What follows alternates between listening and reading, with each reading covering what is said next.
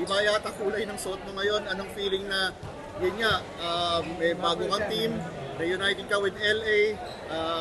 What are you looking forward to the season? Siyempre, very excited. Siyempre, new team, new system, and new culture. Siyempre, I'm looking forward to this coming conference. Siyempre, lagi naman kayo nag-uusap ni LA. Ano bang napag-usapan mong role dito na gagampanan mo? Same naman yung role ko dito.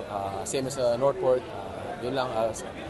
Hinahanap naman nila yun sa defense. Yung team namin more on focus on defense. Yun yung mga hinahanap ng coaching staff namin, more on execution. Kasi yung system namin is equal opportunity. So I'm excited. Pao, sinabi mo nga, college pa lang, kino-cover na kita. Oo, from NCAA to PBA. Ilang years na. Ngayon na, medyo veteran ka na sa PBA. Anong feeling na umabot ka sa year 10? Tama ba? Yun na, actually year 12, 2014 ako eh. So year 11, year 12. So year 11, nakatagal ka sa PBA, not many. Blessed.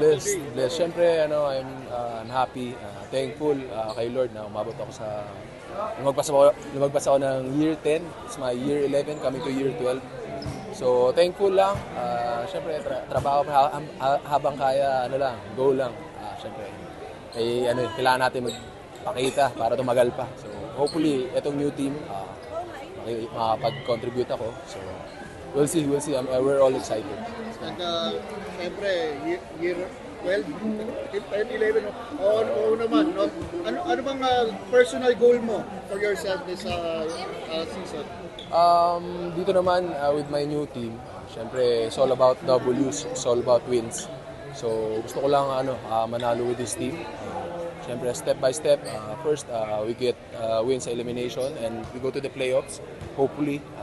And then from the playoffs, syempre, Magnolia, they're known for winning championships. So we'll see playoffs kung ano mangyari, and we're all excited. We're working really hard towards our goal. Sana to bring a championship to Magnolia. Kasi matagal na rin na walang championship yung Magnolia.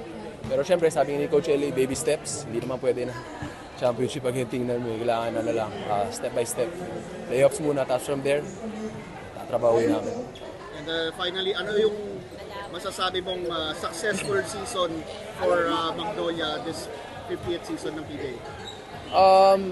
Siguro under new system, under new coach, hopefully this season, syempre you want to win, di ba? You want to win a championship.